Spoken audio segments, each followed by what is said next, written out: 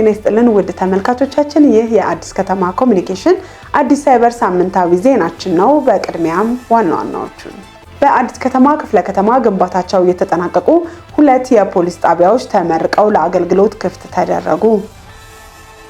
በአዲስ ከተማ ክፍለ ከተማ 20ኛው የኢትዮጵያ ብሔር ብሔረሰቦችና ሕዝቦች ቀን በተለያዩ ዝግጅቶች ተከበረ። በአዲስ ከተማ ክፍለ ከተማ 20ኛው የኢትዮጵያ ብሔር ብሔረሰቦች ቀንን አስመልክቶ ማስ ስፖርታዊ እንቅስቃሴ ተደረገ። በመቀጠል ወደ ዝርዝሩ እንገባለን። አብራችሁን ቆዩ።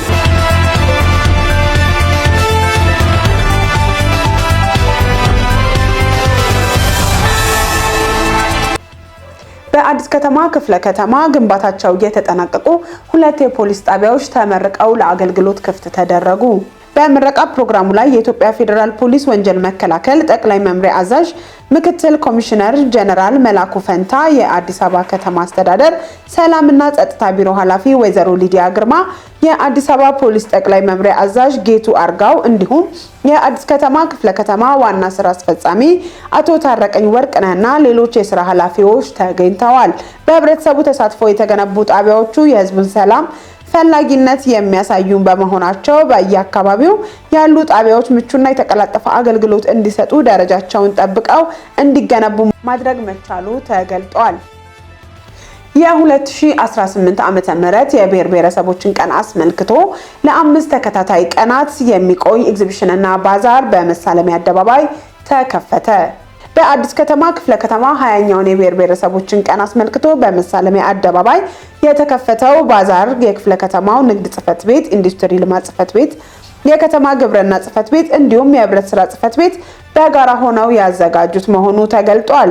በዕለቱ መልእክት ያስተላለፉት የአዲስ ከተማ ክፍለ ከተማ ብልጽግና ፓርቲ ቅርንጫፍ ጽሕፈት ቤት ምክትልና ፖለቲካ ዘርፍ ኃላፊ አቶ አብነት አሰግድ ዛሬ የተከፈተው ኤግዚቢሽን ለሸማቹ ማህበረሰብ በተመጣጣኝ ዋጋ ለማቅረብ የሚያስችል መሆኑን ገልጸው በተለይም ደግሞ የገበያ ትስስሩን ከማሳለጥ አንጻር አይነተኛ ሚና እንዳለው ተናግረዋል።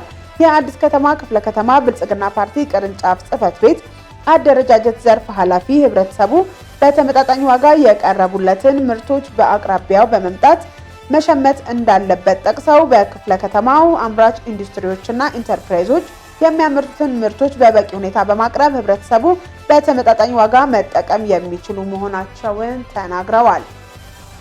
ወጣቶች ለጠንካራ ሀገረ መንግስት ግንባታ መሳካት ጉልህ ድርሻ ያላቸው በመሆኑ በሰላም ጉዳይ ከመንግስት ጋር ተቀናጅተው እየሰሩ መሆናቸው ተገለጸ።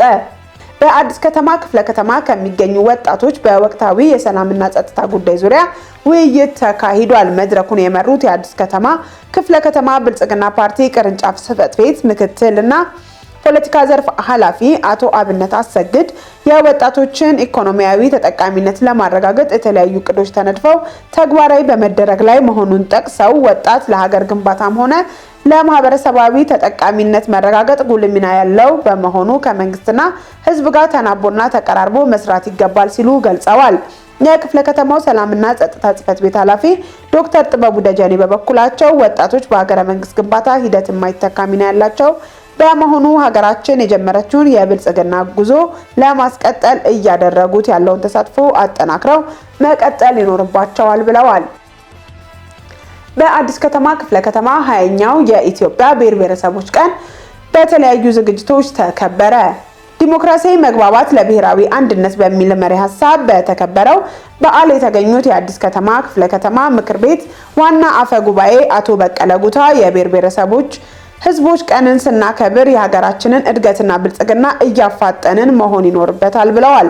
የአዲስ አበባ ከተማ ምክር ቤት አባል ዶክተር ግዛቸው አይካ በበኩላቸው በዓሉ በየዓመቱ በድምቀት መከበሩ ብዝሃ ብሔር ቋንቋና ወግ እንዲሁም ሌሎች እሴቶችን ከማስተዋወቅ በተጓዳኝ ህብረ ብሔራዊ አንድነትን እያጠናከረ እንደሚገኝ ተናግረዋል። በአዲስ ከተማ ክፍለ ከተማ 20ኛው የብሔር ብሔረሰብ ቀንን አስመልክቶ የአደባባይ ማስ ስፖርታዊ እንቅስቃሴ ተካሄደ።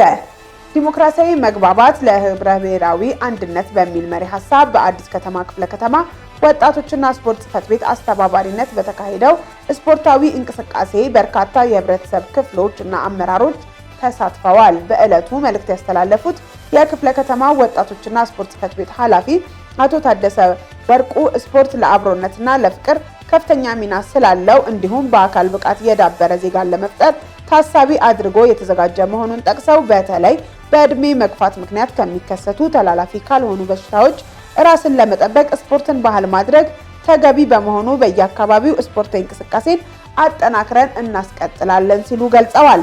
የጽህፈት ቤቱ የስፖርት ተሳትፎና መዝናኛ ቡድን መሪ አቶ አሊ በያን በበኩላቸው ጤናማ ትውልድ ለማፍራትና ስፖርትን ባህሉ ያደረገ ማህበረሰብ ለመፍጠር በልዩ ትኩረት እየተሰራ ይገኛልም ብለዋል።